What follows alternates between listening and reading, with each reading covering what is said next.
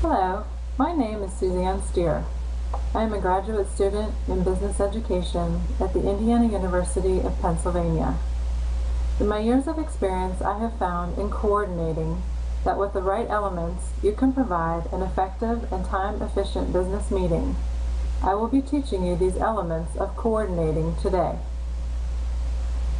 The goal of this presentation is to view the tutorial, follow the items discussed, and you will be able to coordinate an effective business meeting of your own. The objectives for this presentation will cover the main components of creating the layout of an agenda, inviting and informing guest speakers, informing attendees about the upcoming meeting, establishing available equipment needed, and other considerations. Let's begin by defining coordinating.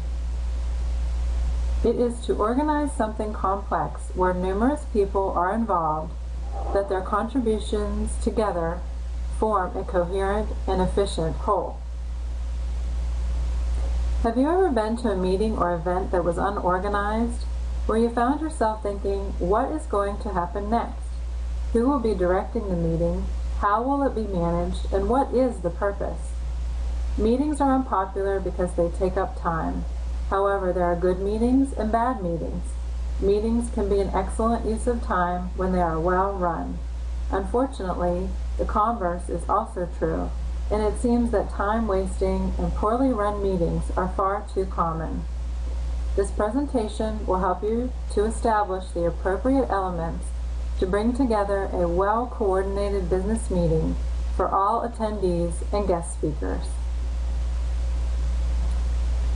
Creating an agenda is used to assist the attendees and coordinator, as well as provide the important elements of the meeting. The 5 main elements to include are: first, list the welcoming guest speaker and other guest speakers throughout the meeting. You may be the host or the selected individual of your meeting that introduces guest speakers and keeps the meeting flowing. Second, list the guest speaker topics and presentation times, as well as all topics being covered in the meeting. Next, any breaks and meals should be listed on the agenda. However, a word of caution: listing a specific time to these items may be optional due to the fact that speakers may run over time with their presentation or questions from the audience.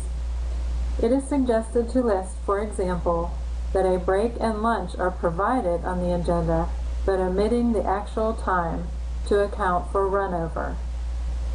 And last, if the type of meeting you're coordinating occurs on a regular basis and the location, date, and time are known in advance for the next meeting, place this information on the bottom so that attendees can add this information to their calendars and not make future plans on that date.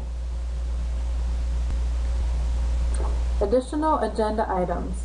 Regarding size, make sure to use a professional font such as New Times Roman, avoid script fonts, and keep text size between 8 and 12 point, no larger than 12 point.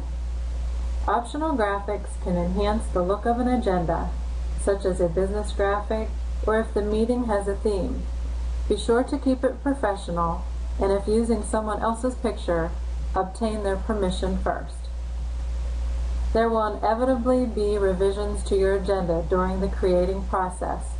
Be sure to update any changes immediately, always check spelling, and determine the appropriate number of copies for the meeting, copying a few extra. Email is the suggested form of communication for inviting guest speakers within your business. This way, you maintain verification of when the email was sent, to whom, and the information stated. If the guest speaker is outside of your organization, you will have to contact them first by phone and ask if future communication can be through email. It is recommended that a return receipt also be used to confirm that guest speakers have received the email invitation. The guest speaker needs to be aware of the meeting to confirm not only their attendance, but also the information topic they will be speaking about, the date, and time. The speaker can then begin to prepare their presentation and ask any questions they may have to you. When the agenda is completed, it is recommended to forward it to guest speakers and to show them the layout of the meeting. This enables the speakers to verify any changes in information. There may be situations that a speaker will request a time change. Be sure to always notify guest speakers of any changes immediately. A similar process occurs for informing the attendees of the meeting, except for sending them the agenda. Email is also the suggested form of communication to maintain verification of when the email was sent, to whom, and the information stated. If this is a regular meeting with the same invited attendees, a distribution list in your email system is recommended to be created. This enables you to send one mass email to all attendees and saves you time from sending individual emails.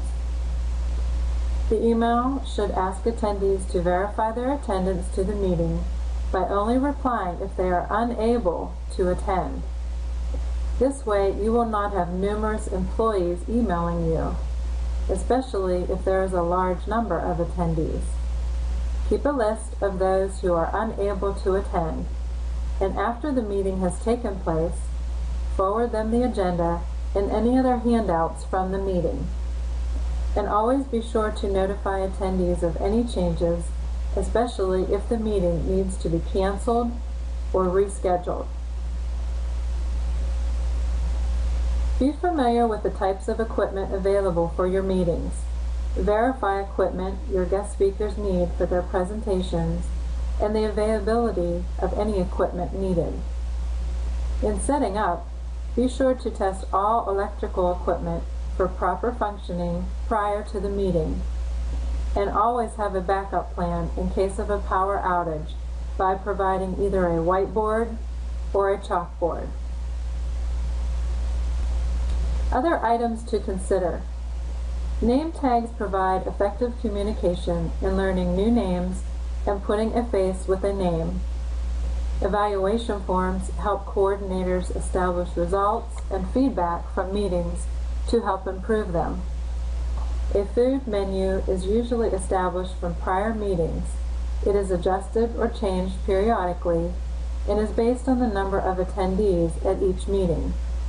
It is encouraged to order a few extras and have some food items left over than to not have enough. It will take time to develop effective coordinating meeting skills. Take notes on components that worked and did not work in the process. Trial and error will occur. However, as your coordinating experience develops, you will become an effective coordinator and can share your skills with others.